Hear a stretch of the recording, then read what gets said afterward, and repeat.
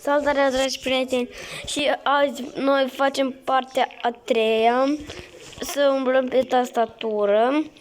Hai să începem la partea 10, nu știu câte level o să avem și la către Beth o să fim. Noi acum suntem la Rebetho 2X.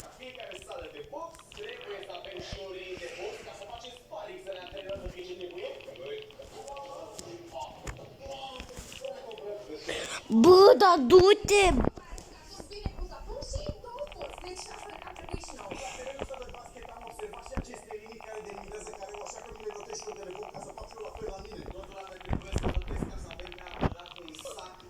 Bă!